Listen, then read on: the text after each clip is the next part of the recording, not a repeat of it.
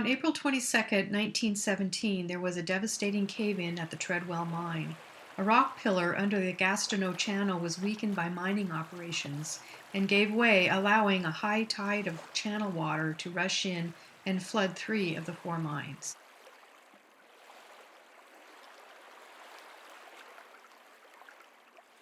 On the morning of April 21st, the building housing the swimming tank showed a definite settling. The prediction was that the building would be collapsing, so workmen lost no time in removing all fixtures.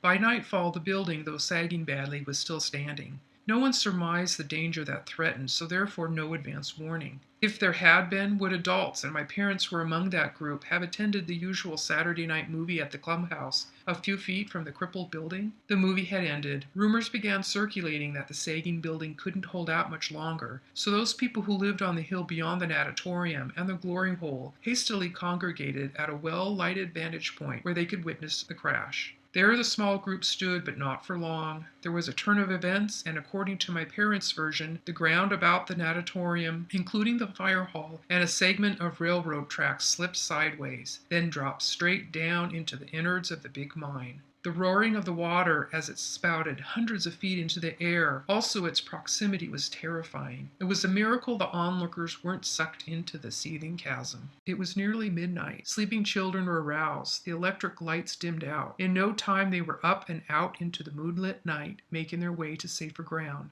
12 or 13 of us, I was then in grade school, congregated upstairs in the two-story home of Dave Langsberg, night shift underground superintendent, and his wife. There in darkness we awaited out dragging hours. Each hour seemed an eternity. I sat by the window, much of the time staring out into the moonlit night. We heard commotion, clanging and banging, and the undercurrent of hustling and bustling. We sensed disaster. We knew not that miners were being brought from the bowels of the earth, or that our parents were frantically evacuating their homes. What an ordeal it must have been. My cherished treasures bear evidence, dents and cracks, of that midnight skirmish. It was just before daylight when Mrs. Langsberg, in her candlelit dining room, served a light breakfast to the youngsters, mostly boys, and still no parents. That was a night of anxiety for the community of Treadwell. Finally, daylight came. There was a stillness in the air. The constant roaring of the stamp mills had ceased. Bunkhouse number 3 and a section of the clubhouse were left hanging over the brink of the chasm. Miners, having gone to work on the 11 o'clock night shift, had been on duty less than an hour when order came from the underground superintendent for all men to surface.